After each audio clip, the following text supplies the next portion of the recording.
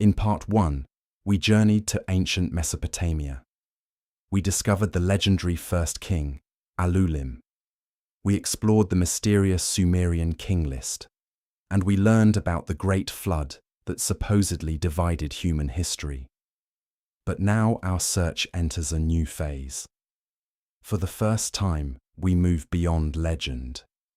For the first time, we encounter a ruler whose name survives not only in stories, but in physical evidence. A man who ruled nearly 4,600 years ago. A man named Enmebaragesi. Nearly 4,600 years ago, as the sun rose above the plains of Mesopotamia, a man awakened knowing that the lives of thousands depended on his decisions. His name was Enmebaragesi. Today, very few people know his name. No blockbuster films tell his story. No famous monuments celebrate his victories. Yet he may be the earliest king in human history whose existence we can verify.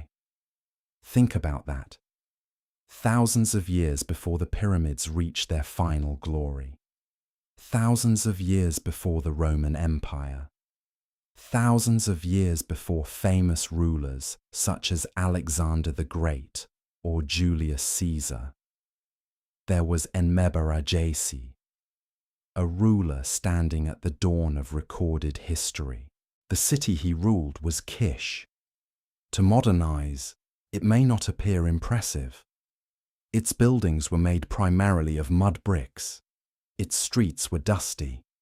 Its walls were simple compared to later civilizations. But appearances can deceive. For people living around 2600 BCE, Kish was extraordinary. Thousands of people lived there. Markets bustled with activity.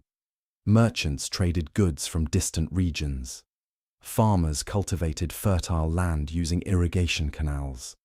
Priests performed rituals in temples dedicated to powerful gods. And standing above them all was the king, Enmebaragesi. Every day brought challenges. A drought could threaten crops. A canal could collapse. A rival city could launch an attack. A dispute between powerful families could destabilize society. There were no ministries, no government departments, no police force, no bureaucracy in the modern sense. The king was expected to solve every major problem. To his people, Enmebaragesi was not merely a ruler. He was the guardian of order itself. Ancient Sumer was a dangerous place. Cities competed constantly. Uruk, Ur, Lagash, Umma, Kish.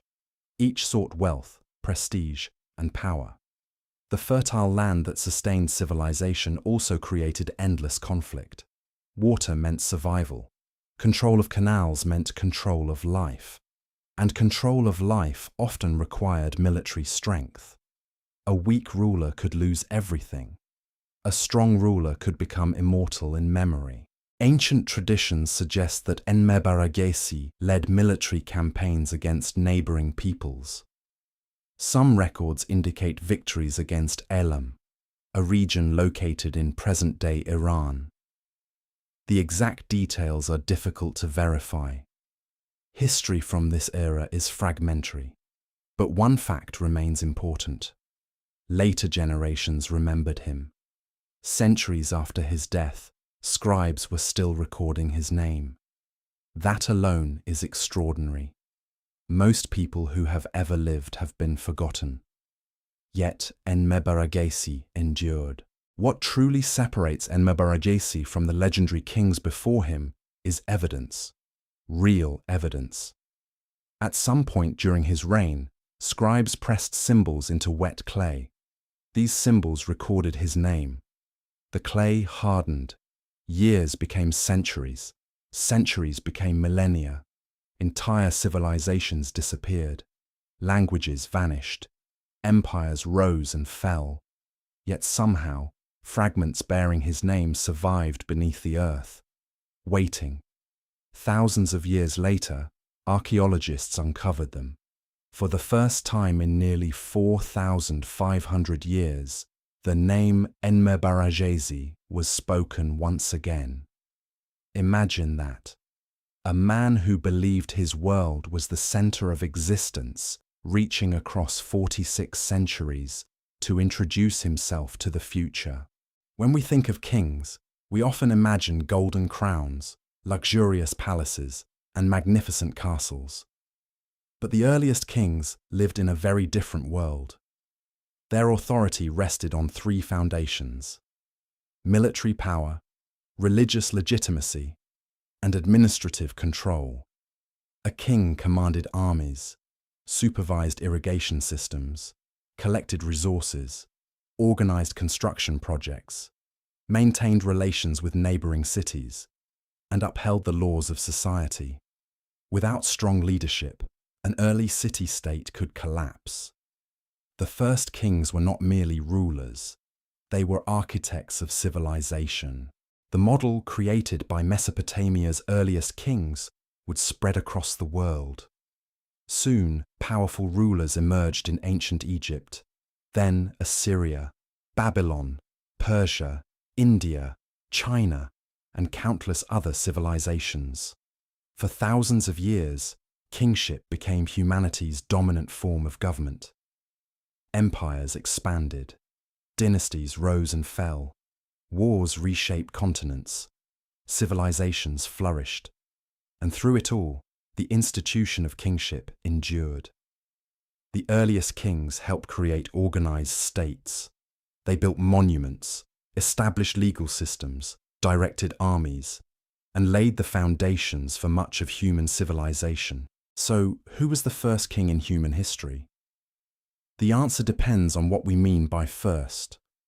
If we follow ancient legend, the title belongs to Alulim, the ruler who supposedly received kingship from heaven.